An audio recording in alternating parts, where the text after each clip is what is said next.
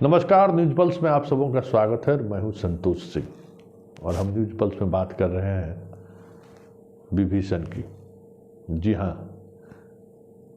जदयू रूपी लंका का विभीषण कौन है? हालांकि हम रावण के सेंस में बात नहीं कर रहे हैं, लेकिन हम इस सेंस में बात कर रहे हैं कि उपेंद्र कुशवाहा ने जो सवाल खड़े किए कि कोई न कोई हमारे बड़े जो नेता हैं वो बीजेपी से मिले हुए हैं। मतलब इस महागठबंधन में, जिस महागठबंधन का उद्देश्य मोदी को सत्ता से बेदखल करना है और इसी उद्देश्य से महागठबंधन का स्वरूप भी बना, उसमें कौन ऐसा चेहरा है जो विभीषण की भूमिका में? हम उस विभीषण की बात कर रहे हैं। हमने आपको खबर भी दिखाई थी कि कौन है ये विभीषण, लेकिन उपेंद्र कुशवाहा ने कुछ सवालों के सहारे उस विभीषण को सामने लाने की कोशिश किया है। और जिस अंदाज में वो कोशिश किया है, वो अंदाज बयां कर रहा है कि आने वाले समय में जदयू के अंदर भी उस विभीषण के खिलाफ वैसे पहले से ही आक्रोश है, लेकिन ये आक्रोश और आगे बढ़ेगा, ये अब साफ दिख रहा है। और जिस अंदाज में आक्रोश बढ़ रहा है, आज के तारीख में नीतीश भी उस हैसियत में नहीं है कि उस आक्रोश को या उस राजनीति को रोक सके। ऐसे में होगा क्या, ये एक बड़ा सवाल है। क्योंकि आज उपेंद्र कुशवाहा ने जिस अंदाज में प्रेस कॉन्फ्रेंस करके निशाना साधा है, वो निशाना कहीं न कहीं राष्ट्रीय अध्यक्ष ललन सिंह पर है, कहीं न कहीं संजय झा पर भी है, कहीं न कहीं अशोक चौधरी पर भी है। क्योंकि इन तीन नामों के सहारे ही उन्होंने यहाँ तक कह दिया कि कर्पूरी ठाकुर जो सपना देखा था इस प्रदेश को लेकर, पिछड़ों के साथ, अति पिछड़ों के साथ, दलितों के साथ, और जो प्रोग्रेसिव वर्ग है या जाति है जो इस सामाजिक न्याय की लड़ाई में कर्पूरी ठाकुर के साथ रहे हैं, ऐसे जो लोग रहे हैं, वो लोग आज महसूस कर रहे हैं कि हम कमज़ोर हो रहे हैं। तो पहले ज़रा कट टू कट बयान सुन लीजिए उपेंद्र कुशवाहा का, फिर हम इस पर चर्चा करते हैं। जब जब नीतीश कुमार जी के ऊपर प्रहार हुआ, अकेले उपेंद्र कुशवाहा क्यों खड़ा रहा, बाकी लोग क्यों नहीं खड़े हुए? जब से अलग गठबंधन बिहार में बना, नीतीश कुमार जी के ऊपर व्यक्तिगत आरोप भी लगाए गए, अलग अलग तरह से प्रहार हुआ, क्या क्या नहीं कहा गया। जिस वक्त इस तरह के अपमानजनक शब्द कहे जा रहे थे, अकेले उपेंद्र कुशवाहा ही क्यों खड़ा हुआ? बाकी लोग जो आज बोलते हैं नीतीश कुमार जी के साथ क्यों नहीं खड़ा हुए? जनता दल यूनाइटेड कमजोर हो रहा है, यह बात हमने लगातार कही और आज भी हम इस बात को दोहरा रहे हैं जननायक कर्पूरी ठाकुर जी की जयंती के अवसर पे कि उनके अरमानों के अनुकूल बिहार में चलने वाली ताकत आज कमजोर पड़ रही है।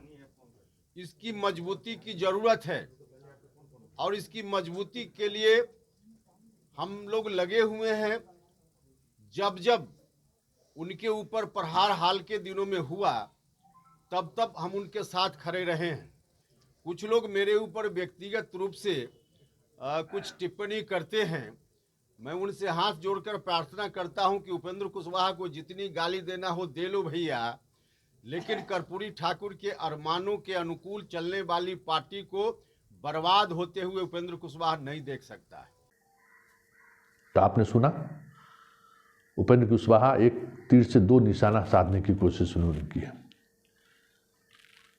पिछड़ावाद का भी हवा वो दे रहे हैं और ललन सिंह जैसे नेता पर भी वो हमला बोल रहे हैं कि बीजेपी से उनकी नज़दीकी की बात कुछ उसी अंदाज में हो रहा है।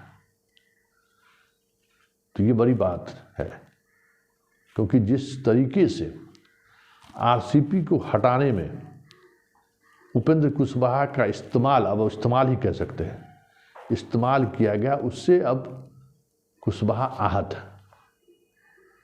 और यही वजह है कि अब निशाने पर ललन सिंह है, निशाने पर संजय झा है, निशाने पर अशोक चौधरी है।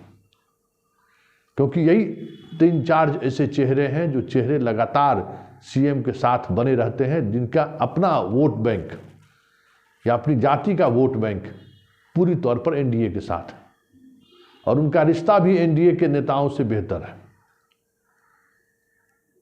तो इन विभीषण को चिन्हित कर कुशवाहा संदेश क्या देना चाहते हैं, बड़ा सवाल है। क्योंकि उन्होंने लवकुश की बात की है और लवकुश के सहारे उन नब्ज पर हाथ उन्होंने डाला है जिसकी दरकार नीतीश को भी है, क्योंकि उपेंद्र कुशवाहा को वो इसी उद्देश्य से लाए भी थे।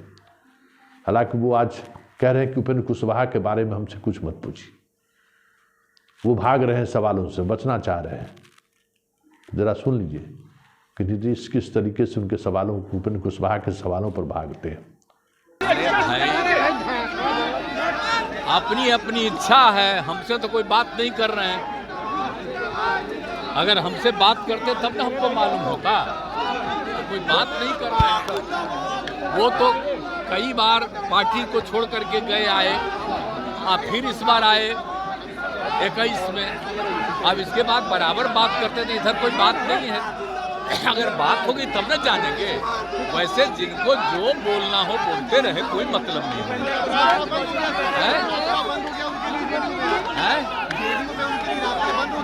पता नहीं, तो ही पता, उसको क्या पता। यहाँ से इज्जत है, लेकिन क्या इच्छा है हमसे जब तक बात नहीं करेंगे हमको पता ही नहीं। ठीक है।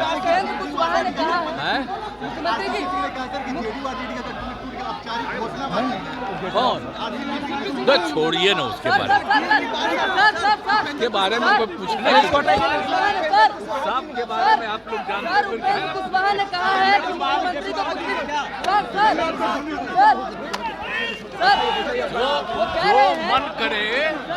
जो मन करे वो करें। तो आपने देखा कि उपेंद्र कुशवाहा के मामले में किस तरीके से असहज हो रहे हैं नीतीश। स्वाभाविक है, क्योंकि उपेंद्र कुशवाहा जिस अंदाज में नीतीश के सहारे जदयू के उन नेताओं पर हमला बोलना शुरू किया है जिनका वोट बैंक न उनके साथ है न वैचारिक प्रतिबद्धता है उनके प्रति, कि वो वैचारिक रूप से भी इतने मजबूत नहीं है कि जो उपेंद्र कुशवाहा के हमले को बर्दाश्त कर दे। ऐसे में जदयू में कोई पिछड़ा चेहरा भी ऐसा नहीं है जो उपेंद्र कुशवाहा के खिलाफ मोर्चा खोल सके। विश्वसनीय चेहरे की हम बात करें, ऐसा चेहरा भी नहीं है। तो होगा क्या, बड़ा सवाल है। और यही सवाल है जिससे नीतीश बचना चाहते हैं, क्योंकि उपेंद्र कुशवाहा ने जहां हमला बोला है वो नीतीश की कमजोर कड़ी है, नीतीश की लाचारी है, नीतीश की बेचारगी है, जिसको वो पिछले कई वर्षों से ढूंढ रहे हैं। क्योंकि वोट बैंक में कुछ उनका योगदान नहीं है, वैचारिक स्तर पर भी बड़ा योगदान नहीं है। हाँ, एक लुटियन जोन्स हैं जहां वो कुछ न कुछ उलट पुलट कर सकते हैं। सीधी चुनौती उपेंद्र कुशवाहा ने वहीं पर दिया है। आरसीपी भी उसी चुनौती को स्वीकार किया था, ललन सिंह की चुनौती को ही। उन्हें ही मंत्री नहीं बनाया गया था, उसको लेकर वो नाराज थे। लेकिन उस वक्त उपेंद्र कुशवाहा ललन सिंह और नीतीश के साथ खड़े थे। लेकिन आज ये स्थिति नहीं है। देखिए आगे आगे होता है क्या। बिहार की राजनीति किस इंटरेस्टिंग मूड पर आके, ऐसे मोड़ पर आके खड़ा हो गया है, क्या कहना मुश्किल है, समझना मुश्किल है, और क्या होगा यह रिज्यूम करना भी मुश्किल है। मतलब आप अंदाजा नहीं लगा सकते कि क्या होगा। लेकिन इतना तय है कि इस बार नीतीश कुमार अपने ही बुने जाल में इस तरीके से फंसते जा रहे हैं कि आने वाले समय में उनके लिए बाहर का रास्ता या कोई और रास्ता चुनना बेहद मुश्किल हो सकता है।